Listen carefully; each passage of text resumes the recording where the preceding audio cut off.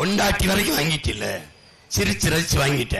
நாளைக்கு ஆட்சியாளர் அடுத்த தேர்தலில் பிள்ளைகள்லாம் உங்களுக்கு இலவசம் கொடுத்தா வாங்குவியா? வாங்குவியா?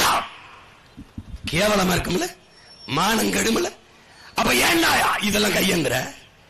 கைய புள்ளாங்க இது கொடுக்குறீல்ல, என்ன அப்பா அத்தா சொத்தவத்து கொடுக்குறியா இல்ல எங்க அப்பா திட்டத்துக்கு எடுத்து கொடுக்குறியா? கேள்வி ஒரு தடவை.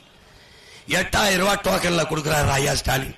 என்னடா கர்ணமக ராசா, ராஜராஜ சோழன், ராஜேந்திர சோழன் பரம்பரை சொத்தவத்து கொடுக்கிறார். என்னைக்குடா நீ எழுத்து கேள்வி கேட்ப? என்னைக்கு கேட்ப? என்ன கேட்ப? என்ன கேட்ப? என்னைக்கு ஃப்ரிட்ஜ் வாங்கி தர்றாங்க நமக்கு இலவசம், வாங்கும்போது அவனுக்கும் கம்பெனியில் அந்த நிறுவனத்தில் இலவசமா கொடுத்துருவாங்க, காசு கொடுக்கணும்ல. அதை எங்கிருந்து எடுப்ப? எங்கிருந்து கொடுப்ப? எனக்கு தானே எடுப்ப. எப்படி எடுப்ப? தவிர்க்க முடியாத தேவையா இருக்கிற மின் கட்டணத்தை உயர்த்துவ, சொத்து வரியை உயர்த்துவ, பத்திரப்பதிவு கட்டணத்தை 10 மடங்கு உயர்த்துவ, அத்தியாவசிய உணவத்தை அரிசி பருப்பு பால் முட்டையில ஏத்துவ. தெரியாதா? என்ன கூட்டம் இது? நீ படிக்கிறியா இல்லையா? உனக்கு அம்பேத்கர் இந்த இவங்கெல்லாம் அறிஞர்கள் உனக்கு வெறும் படம் தானே, பேர் தானே. அவர் தான் சொல்றாரோட அறிவை தேடி ஓடுங்கள், நாளைய வரலாறு உங்கள் நிழலை தேடி ஓடி வரும். ஒரு தடவை ஓடுறா மாசத்துன்னு சொல்றான்டா. நீ உன் முன்னவர்களோட நட்பு பாராட்ட விரும்புறியா? அவனோட ஃப்ரெண்ட்ஷிப் வச்சுக்க விரும்புறியாடா? போடா லைப்ரரி இருக்கின்றான், நூலகத்துக்கு போடா. அங்கதான்டா மார்க்ஸ் இருக்கிறான், அங்கதான்டா லெனின் இருக்கிறான், அங்கதான்டா இங்கர்சால் இருக்கான், ஏங்கல்ஸ் இருக்கான், சாக்ரட்டிஸ் இருக்கான். போடா அப்படின்னு அவனை போய் படிச்சு அவனோட நட்பு வச்சுக்கடா, சிநேகம் வச்சுக்கடா. தேடு, அறிவை தேடு. சும்மா பதறா வந்து உன்னை ஏமாத்துறான்னு தெரியாம எத்தனை காலத்துக்கு சொல்லு, எத்தனை காலத்துக்கு இப்படி இருப்ப? ஒரு நாய் வீட்டு வாசல்ல காவலுக்கு இருக்கு. ஒரு திருட்டு பைய இந்த திராவிட திருவாளர்கள் மாதிரிடா, இந்த திமுக அதிமுக மாதிரி தான், இந்த காங்கிரஸ் பிஜேபி மாதிரி சுவர் ஏறி குதிக்கிறான். இந்த நாயை பார்க்குது, துணிவா ஏறி குதிக்கிறாங்க. ஒருவேளை நம்ம வீட்டு உரிமையாளருக்கு சொந்தக்காரமா இருப்பானோ, பேசாம இருக்குது. வேகமா போறேன், அப்படியே போய் சண்டை கட்டிக்கிட்ட போய் ஏறுறான். திரும்பி பார்க்கிறேன், நாய் பார்த்துக்கிட்டே இருக்கு. இது நாய் பார்க்குது, ரொம்ப துணிவா பயப்படாம போறானே, உண்மையிலே நம்ம வீட்டுக்காரருக்கு சொந்தக்காரனா தான் இருப்பான். அப்படியே பார்த்துக்கிட்டே இருக்கு. மேலே ஏறி உள்ள போறேன், அறைக்குள்ள போய் திருடுறதுக்கு நுழைய போறேன். இப்படி பார்க்கும்போது நாயை பார்க்கிறேன், பார்த்துக்கிட்டே இருக்கு. ஒருவேளை உள்ள போனவங்க இந்த நாய் கத்தி குறைச்சு வீட்டுக்காரனை எழுப்பிச்சுன்னா என்ன பண்றதுன்ட்டு பையில கொண்டாந்து ஒரு எலும்பு துண்டை தூக்கி நாய்க்கு போடுறேன்.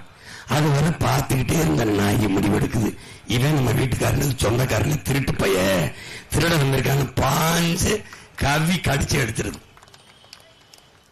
நாய்க்கு தெரியுது, நமக்கு தெரியல. எலும்பு துண்டை 1000-500 ஓட்டுக்கு கொடுக்கிறவன் இலவசத்தை அறிவிக்கிற இந்த ஈன பயலுக, திருட்டு பயலுக திருடுறதுக்கு கொடுக்கிறான்னு நாய்க்கு இருக்கிற அறிவு நமக்கு இல்லைன்னா ஒண்ணும் பண்ண முடியாது. கொஞ்சமாவது சிந்திச்சு பார்த்து செய்கையை மாத்து. தவறு சிறுசா இருக்கையில் திருத்திக்கங்கிறாரு தாத்தா பட்டுக்கோட்டை. மாத்து, கொஞ்சமாவது மாத்தி போடு, மாத்தி ஓட்ட போடு. எப்படி? நாம சாதி பார்த்து போட்ட ஓட்டு எதையும் சாதிக்கல, அப்படி மதம் பார்த்து போட்ட ஓட்டு எதையும் மாத்தல. அதனால கொஞ்சம் மனச மாத்தி நல்ல மனுஷன் பார்த்து போடுங்க ஓட்ட. காப்பாத்துங்க நாட்டை. போட்டுட்டா, சாதிக்கு போட்டுட்டா, மதத்துக்கு போட்டுட்டா, ரெட்டலைக்கு போட்டுட்டா, சூரியனுக்கு போட்டுட்டா, எங்களை தூக்கி ரோட்ல போட்டுட்ட. வேற என்னத்தை சாதிச்ச? நீ என்னத்தை சாதிச்ச? இனிமேலாவது என் அன்பு சொந்தங்கள், அறிவார்ந்த பெருமக்கள், உக்ரைன் அதிபர் செலன்ஸ்கி, இந்த நாட்டின் பிரதமர், அரசு அலுவலகங்களில் என்னுடைய படத்தை எடுத்து விடுங்கள். நான் ஐகானோ ஐடென்டிட்டியோ கிடையாது, குறியீடோ ஒரு அடையாளமோ இல்லை. அப்ப எது? உங்கள் அலுவலக மேசைக்கு முன்பு உங்கள் குழந்தைகளின் படத்தை மாற்றி வையுங்கள். ஏதாவது ஒரு கோப்பு, ஒரு ஃபைல் வந்தால் கையெழுத்து விடுவதற்கு முன்பு உங்கள் பிள்ளைகளின் முகத்தை பார்த்து விட்டு கையெழுத்திடுங்கள். உங்கள் பிள்ளைகளின் எதிர்காலத்திற்கு உங்கள் கையெழுத்து சரியாக இருக்குமா என்று பார்த்து கையெழுத்திடுங்கள்.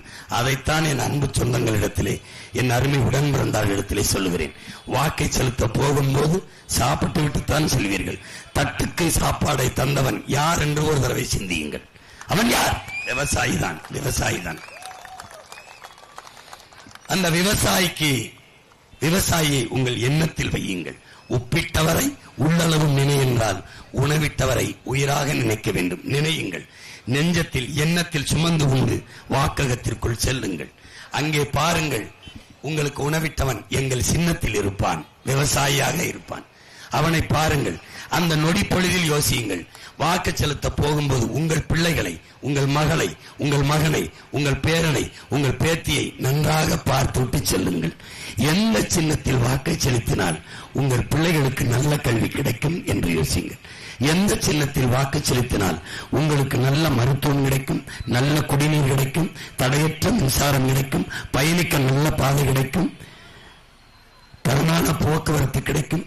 எந்த சின்னத்தில் வாக்கு செலுத்தினால் படித்தவன் படிக்காதவன் அனைவருக்கும் அரசு வேலை கிடைக்கும்.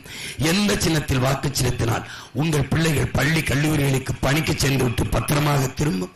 எந்த சின்னத்தில் வாக்கு செலுத்தினால் நீங்கள் வெளியில் சென்று உயிரோடு உங்கள் வீட்டுக்கு பத்திரமாக திரும்ப முடியும். ஆழ்ந்து யோசித்து என் அன்பு சொந்தங்களே, நீங்கள் உங்கள் மதிப்புமிக்க வாக்கை செலுத்துங்கள்.